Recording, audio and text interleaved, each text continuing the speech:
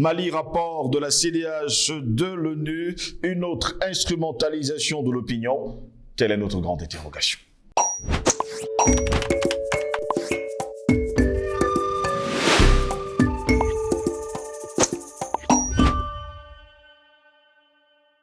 Bon après-midi, bienvenue à toutes et à tous sur Panafricaniste TV. C'est Parole panafricaniste qui démarre.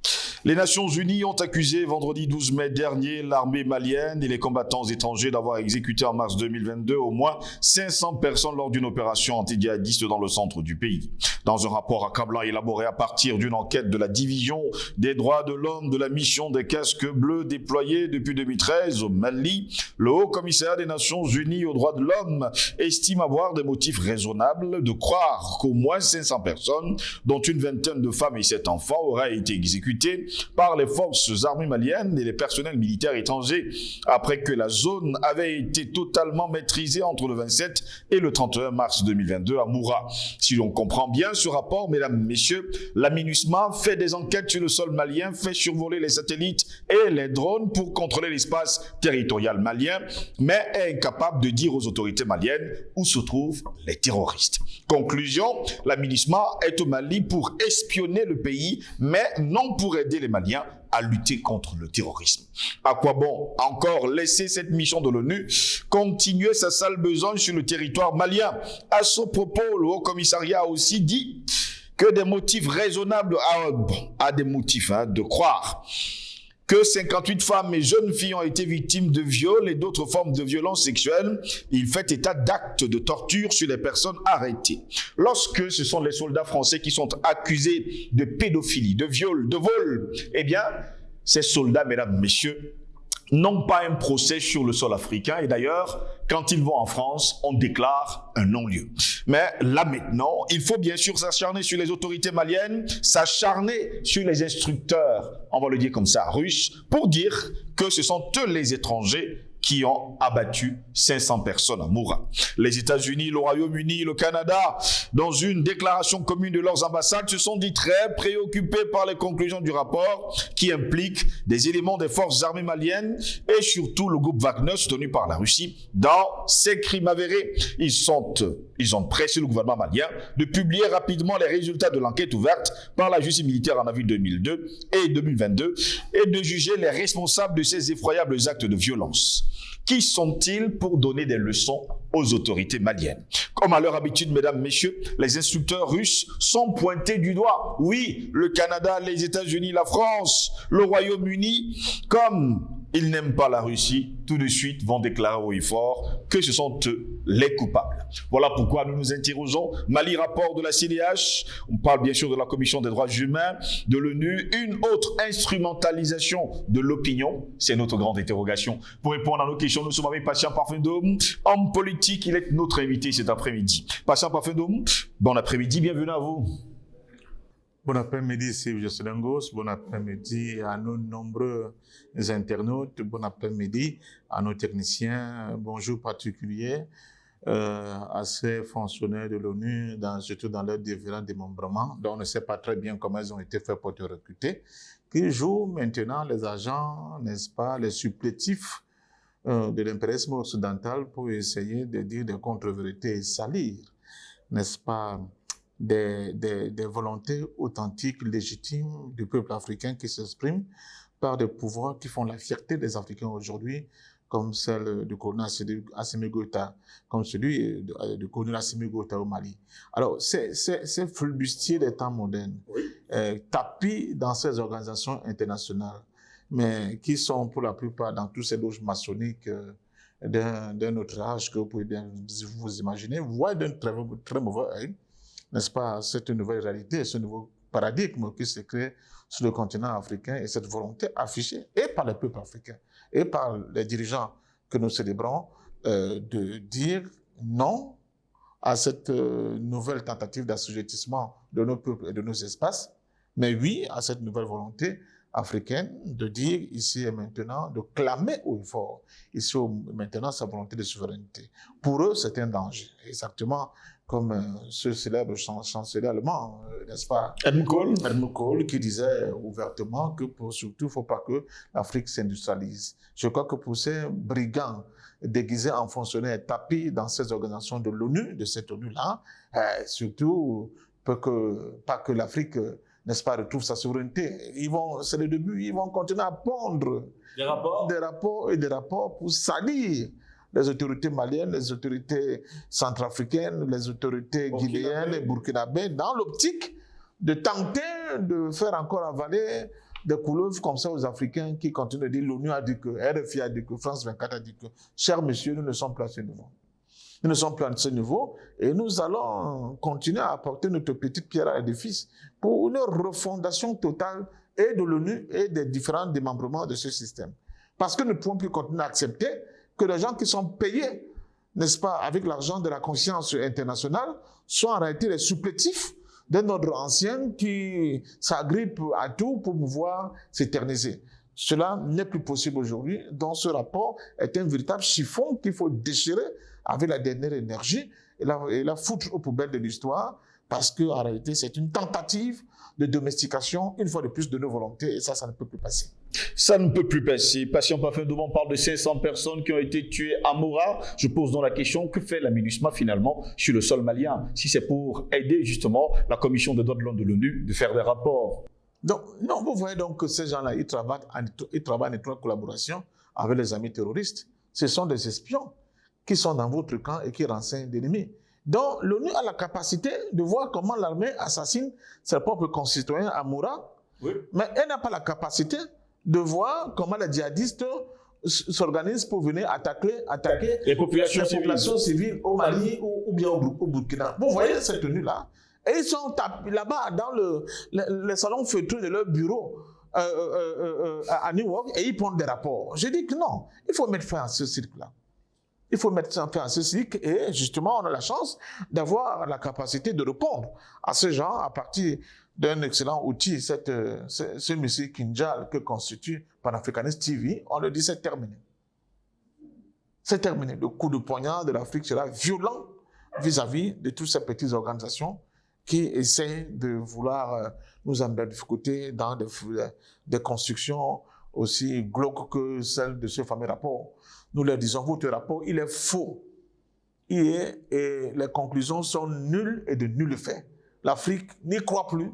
L'Afrique sait pertinemment que vous êtes en service, vous êtes en mission pour tenter de déstabiliser, n'est-ce pas, cette force africaine, cette jeunesse africaine qui a décidé de prendre le taureau par les cornes pour se réapproprier de sa souveraineté. Nous avons compris votre rôle. Continuez à prendre l'argent de la corruption, de la perfidie, et vivez vous et vos familles en paix. Laissez les Africains continuer de se débrouiller comme ils peuvent pour mettre fin à cet esclavage moderne qui n'a que trop duré. Donc pour nous, ces faux fonctionnaires, ces brigands internationaux qui se cachent derrière l'organisation internationale qu'est l'ONU et leurs différents démembrements, qu'ils sachent qu'ils sont démasqués sur notre continent. Et c'est l'occasion pour moi de dire au peuple malien, au peuple burkinabé, il faut qu'ils aient une attitude de rejet vis-à-vis de ces gens qui sont sur leur territoire. Je vous assure, si moi j'étais... D'abord, je leur dis ce que je ferais. Chaque fois que l'un passe de moi, je lance un petit mot très désagréable pour eux. Pour leur dire que vous n'êtes pas le bienvenu. Rentrez chez vous. Go home. Allez faire vos rapports là-bas dans vos pays occidentaux. Laissez le Mali tranquille. Laissez le Burkina Faso tranquille. Laissez la République centrafricaine tranquille pour continuer à mener à bien, n'est-ce pas, leur mission de liberté et d'indépendance. C'est ça que nous pouvons le dire. Parce que Steve Jocelyn Ngoz, on ne peut pas comprendre qu'un pays africain, avec une armée qui a pour mission de retrouver l'intégrité de son territoire et de le sécuriser, de sécuriser les hommes et les biens sur son propre sol, se donne pour mission d'assassiner avec autant de sauvagerie et de barbarie les populations dont elle a la tâche, elle a la responsabilité d'encadrer et de sauver des vies. Cette construction-là ne peut plus passer. Il faut qu'on arrête, n'est-ce pas, d'infantiliser, n'est-ce pas, les capacités de raisonnement des Africains jusqu'à ce niveau. nous disons à l'ONU, c'est vous les responsables de Maître Demoura. Par le biais de vos supplétifs qui sont sur le terrain que vous encadrez et que vous financez. Et que vous endoctrinez par le biais de toutes ces hérésies comme le wahhabisme. C'est vous les principaux responsables. Nous vous avons à l'œil. Et nous savons que les morts de Moura seront mis sur vos têtes. C'est vous les responsables de ces assassinats. Et rien ne pourra nous bouger de cette position au vu de cette tentative de manipulation des opinions, comme ce fameux rapport que vous venez de produire. Nous leur disons cela, on n'a pas besoin de chercher le midi à 14h pour le comprendre et le leur dire. Donc, chers amis, continuez votre sale besogne, mais l'écho escompté au niveau des populations africaines, ça ne passera plus. Vous perdez votre temps. Passion Parfum d'Homme, ce rapport arrive quand les populations maliennes se sont arrivées dans la rue pour demander à la MINUSMA de partir. Est-ce encore une entourloupe pour le demander aujourd'hui à la MINUSMA de rester quand on sait pertinemment que le mois prochain, eh bien, cette mission doit forcément s'arrêter? Comment on dit ça? C'est une manière pour la MINUSMA, ce sont les derniers coups de griffe d'un prédateur blessé. Dernier coup de griffe. Comme ça, on va laisser quelques taches de souillure sur le fond vierge de la dignité que vous représentez aujourd'hui. C'est comme ça qu'il faut prendre ça. Il faut que la MINUSMA dégage du Mali. Bon, ces fonctionnaires-là qui s'engraissent sur la pauvre bête que sont le peuple et les populations assassinées du Mali, on verra. Je crois qu'ils ont assez d'argent, de la capacité de continuer à faire tourner la planche à billets pour continuer de prendre de tels rapports. Il faut chasser ces forces-là du Mali. Le peu de temps qu'ils sont encore, quand ils sont dans la rue, peuple malien, faites-leur savoir ouvertement votre rejet vis-à-vis de leur présence chez vous. Tu peux faire savoir par mille et une façons. C'est vrai que quand ils arrivent, leur contact avec la population, elle est très limitée. C'est une force bizarre, hein, cette force de l'ONU. Ils ont leurs propres marchés, leurs propres hôpitaux. Ils sont en contact avec la population presque difficilement. Mais chaque fois qu'ils sont en contact avec vous, dites-les de rentrer chez vous. Dites-le là ouvertement, vous faites quoi là, rentrez chez vous. On ne veut pas de vous. S'ils viennent vous acheter un bonbon, ne leur vendez pas. On ne vend pas aux criminels. Il faut avoir cette attitude. Pour qu'ils comprennent vraiment qu'ils ne sont pas le bienvenu dans votre espace. Vous dites de là ouvertement, rentrez chez vous, continuez de prendre vos faux rapports mensongers vis-à-vis de notre armée et de notre pays. Nous savons que vous êtes. Il faut le leur dire. Comme on dit chez moi au Cameroun, parce que c'est seulement comme ça qu'ils disent qu'il y a un sentiment anti-ONU. Oui, on va l'assumer. Parce qu'avec de pareils rapports qui sont pondus, M. Sylvestre, c'est une attaque violente vis-à-vis de l'Afrique et de Mali. C'est une attaque qui nous ravale au rang des bêtes sauvages. C'est-à-dire que nous sommes incapables, nous-mêmes, d'avoir des structures de sécurité qui peuvent sauvegarder la vie de leurs propres concitoyens. Il n'y a que les animaux qui le font, même pas tous les animaux. Même les animaux ne le font même pas à la limite. Donc vous voyez, c'est-à-dire là où on nous ramène. Donc c'est une construction pour vous, c'est une construction pour dire les Africains ne peuvent pas s'entendre, ils vivent comme des sauvages. Ils sont pires que les sauvages. La preuve, ils s'entrebouffent entre eux comme les animaux. Non, je dis que même les animaux ne le font pas. Il faut qu'ils soient d'espèces différentes. C'est ça que j'essaie de projeter à la face du monde. Ces gens, c'est des sauvages, c'est des barbares, hein, c'est des gens qui n'ont aucune conscience. Voilà. C'est pour ça qu'ils sont capables de commettre des crimes aussi odieux vis-à-vis de leur propre population. Il y a un truc qui tourne par rond là. La France a toujours voulu la prolongation du mandat de la MINUSMA au Mali et il est prévu justement le mois prochain, en juin prochain, une autre prolongation, on va le dire comme ça, de cette mission sur le sol malien. Ce rapport arrive également à cette date-là.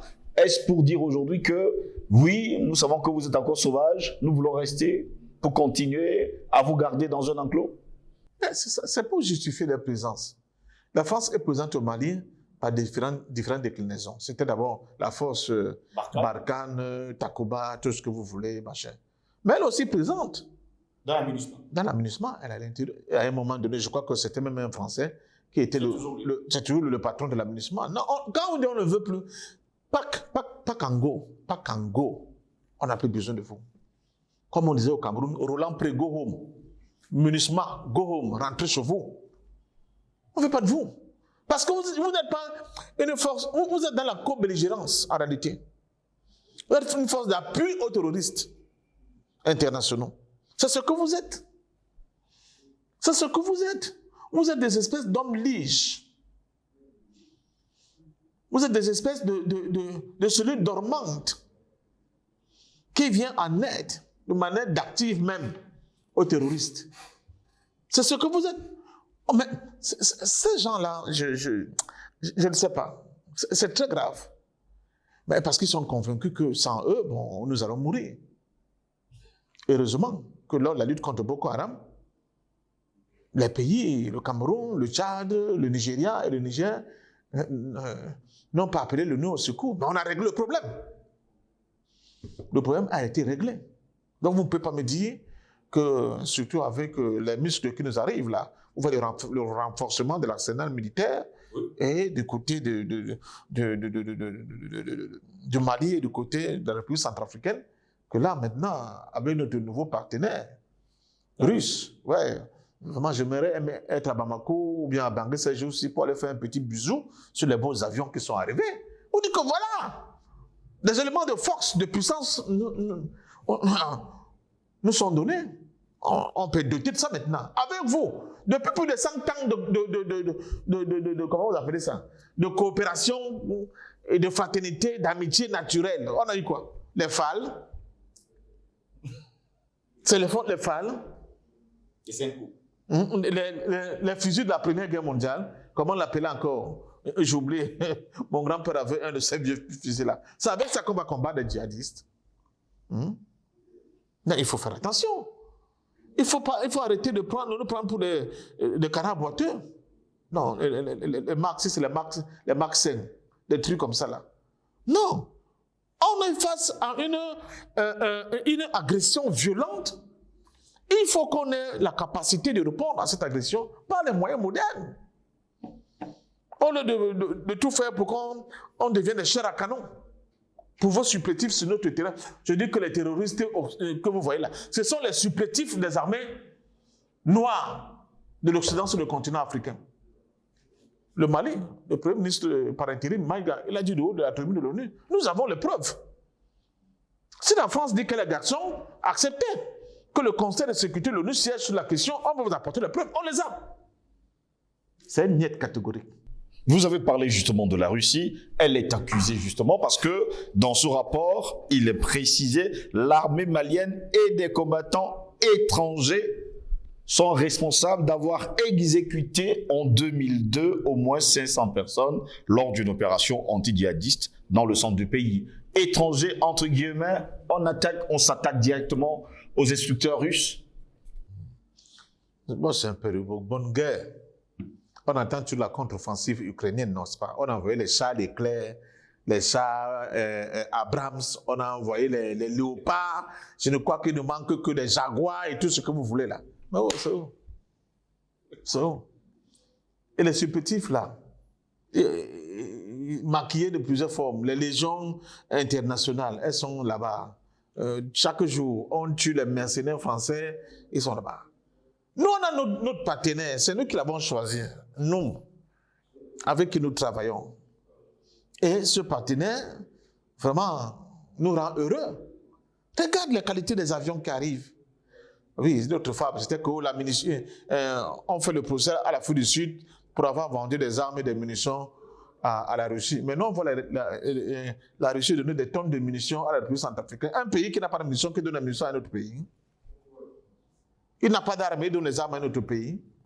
Je dis que nous sommes dans une construction, dans un autre volet de la propagande internationale. Et ce volet de la propagande internationale par les forces, n'est-ce pas, qui combattent le peuple africain, ces forces-là, ils tentent de discréditer, n'est-ce pas, les forces légitimes, n'est-ce pas, de notre continent aujourd'hui, qui font la fierté de tout notre continent. Ça ne marchera pas. Justement, la France a souvent parlé au nom du Mali au Conseil de sécurité des Nations Unies, demandant justement la prolongation du mandat de la MINUSMA. Va-t-elle encore le faire aujourd'hui? C'est la grande interrogation, en tout cas des Maliens et des Africains. Bon, premièrement, le Mali ne va pas l'accepter. Le Mali ne peut pas l'accepter. Que la France aille parler, je ne sais pas, qu'il aille parler pour les Corses. Nous, on n'est pas des Français. Quand même, c'est quand même une aberration incroyable. Il joue le rôle de porte-plume. En tant que qui? C'est terminé, monsieur. Ça, c'est terminé. Et nous allons résoudre l'équation du djihadisme qu'ils ont implanté chez nous avec les moyens que nous avons. Nous avons la volonté de notre jeunesse, nous avons des armes qui nous donnent la capacité de nous déployer dans des terrains assez difficiles et contraignants, mais nous allons arriver à cette fin-là parce que nous avons compris que c'est la voie royale par laquelle nous sommes obligés de passer si nous voulons nous projeter des voies de développement, mais surtout d'une paix relative qui peut conditionner justement ce développement-là. Donc, le reste, moi je continue de dire, ce sujet, si le slogan, je l'ai pu résumer ça en une seule phrase. Vous avez échoué, concédez-le et tournons la page. Mais si vous insistez comme vous voulez insister... Toi, il en déborde pas. Ah oui, oui, je comprends bien que c'est votre avenir qui se joue. Vous avez pondu un gros rapport du Sénat. Sénat français. Le Sénat français des centaines. De l'Union européenne également, et des États-Unis. Des centaines de pages. L'Afrique est notre avenir. Minalmi, l'Afrique est notre avenir. À Djewa, nous ne sommes pas votre avenir comment? Vous allez voir. Vous allez lire sur la pierre à écraser concernant notre continent. Vous allez lire, comme on dit, sur la pierre à écraser ici chez nous en Afrique. Nous disons non à cette forme de coopération. Elle est faite de fourberie, de gangstérisme, de fileterie. Nous ne pouvons plus l'accepter. Une Afrique nouvelle décolle et un jour nouveau s'ouvre au niveau de notre continent. Un paradigme nouveau se crée. Vous êtes incapable de vous inscrire dans cette belle dynamique, tant pis pour vous. Et de toute façon, accommodez-vous de moi, je m'accommoderai point de vous, disait Aimé Césaire. Pendant ce temps, les États-Unis, le Royaume-Uni et le Canada, dans une déclaration commune de leurs ambassades, se sont dit très préoccupés par les conclusions du rapport qui implique d'ailleurs des éléments des forces armées maliennes et le groupe Wagner soutenu par la Russie. Et pour cela, ils ont pressé le gouvernement malien de publier rapidement les résultats de l'enquête ouverte par la justice militaire en avril 2002 et de juger les responsables de ces effroyables, on va le dire comme ça, actes de violence. Nous, les Africains, nous sommes très préoccupés par la manière dont les Indiens canadiens sont traités dans les camps de concentration, soumis à l'alcoolisme pour arracher leurs terres, voler leurs terres et piller leur espace. Dites ça à monsieur, comment s'appelle, Trudeau du Canada. Nous sommes très, très sensibles à ces questions-là.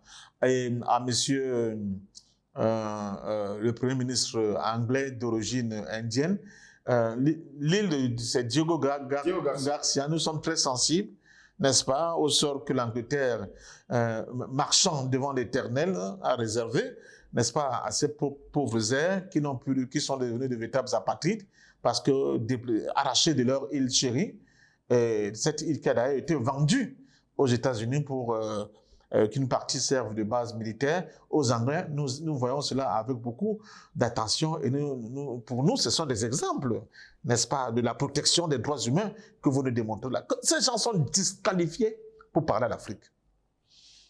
C'est eux les véritables criminels. Ils sont totalement disqualifiés pour donner des ordres, surtout à des fiertés africaines, comme c'est le cas aujourd'hui des dirigeants centrafricains et maliens. Ils sont complètement disqualifiés. S'ils le disent, parce qu'ils savent pertinemment que dans une nouvelle Afrique, le Canada ne va plus continuer à faire ces histoires. Immigration au Canada, venez. C'est-à-dire que nous formons nos filles, qui sont des grandes infirmières pour nous soigner. Allez, le Canada, lui, sans problème de force, ils font tout. Et comme une espèce de miroir aux alouettes, fait vendre vraiment comment le Canada c'est beau, il fait bon vivre. Un pays qu'ils ont volé aux Indiens, en les éliminant, un véritable génocide.